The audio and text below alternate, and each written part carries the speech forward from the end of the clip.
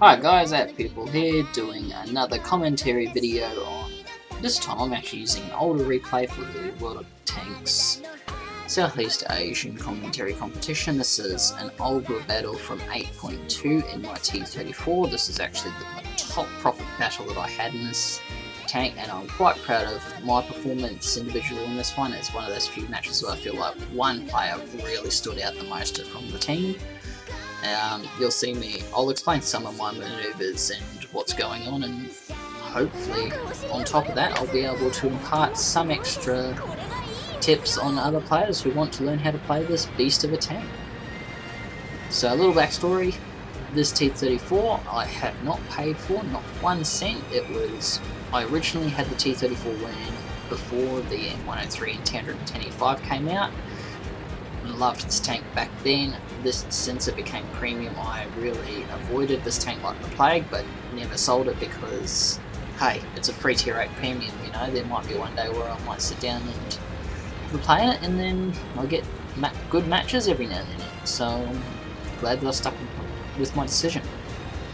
So at the start of this match, you'll see that I'm not really paying full attention to the keyboard.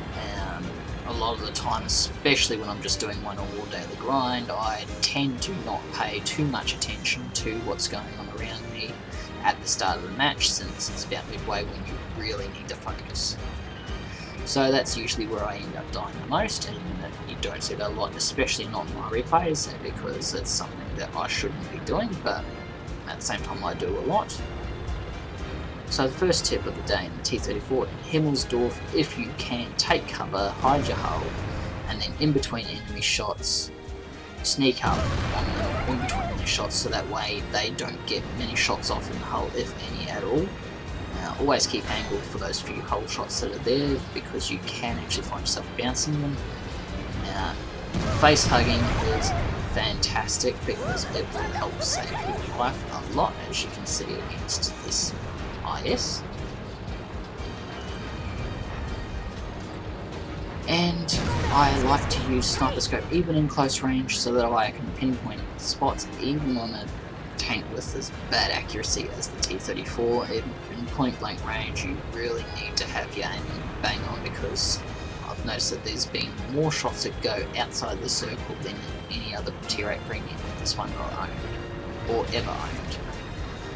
Accuracy seems far worse than Type 59, and Type 59 accuracy and penetration were two of my major complaints. At least with this tank, I do have penetration. So, the other tip that I'm going to show you guys is, obviously, you want to keep, with these battles, you want to keep your eye on the minimap, see what's going on. Even as I'm driving, I'm making strategic plans, seeing obviously the layout of my team, the layout of where the enemy team possibly is. I know that I could sneak up behind and take on the hill, but looking at the numbers there, it's not actually going to end up, it's going to end up quite badly for me. So I decided to turn around and hit the guys attacking the cap from behind, and this is probably one of the things I see very rarely happen on the server. And when it does happen, I can't help it, I have to congratulate the players.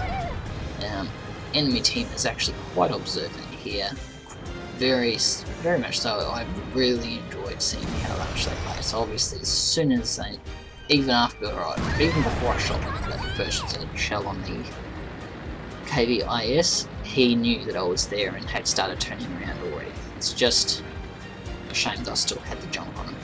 That's the advantage of coming in on a flank. Even if they notice you, it's usually too late. And you can get your first couple of shots off, which is what makes all the difference in a tank like the T34.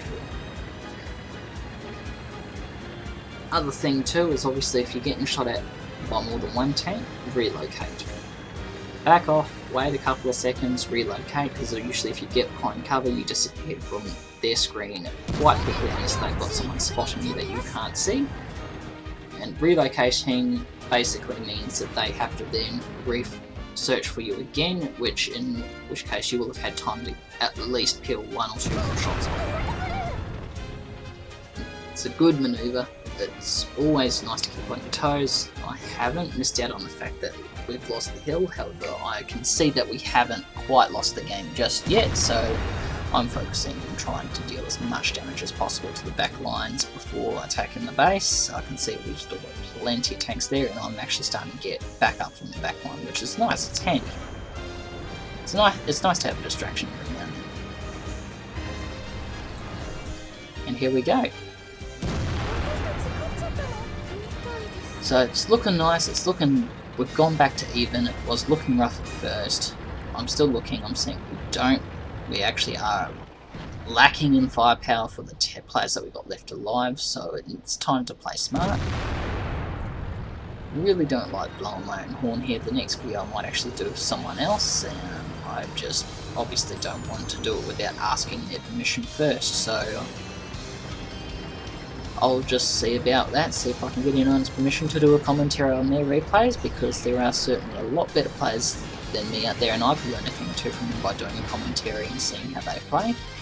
However, in the meantime, I'll just go back to this one, and I've got one other one on tier 10, T125 that I want to show before I go on to 8.3 and show off some of the Chinese tanks. But I'll see if I can show some higher end plays. So obviously trying to keep with the flanking, just watching what's happening. Always handy to be keeping an eye on the battlefield on the minimap, and this is where it's nice to have people who can scout. At least I can count on my team for being good scouts.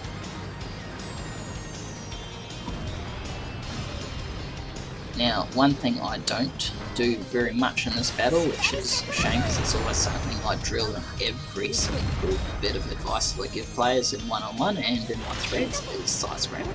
I don't do a great deal of it, but I will show you an alternative to it, which is obviously using allies as cover. I try not to use them as cover if they're alive still, but it can save your life. And at the end of the day, if they've got more health than you do, for one or two shots at least, it shouldn't be a crime. Because then it's better to have more than one gun firing at the enemy than just the one gun with a little bit more health. Obviously, I'm a little bit slow on my observation skills, but this Tiger 2 has given me an advantage where I can now side scrape it into the dead tank, dead ally. Will save my life, as you will see later.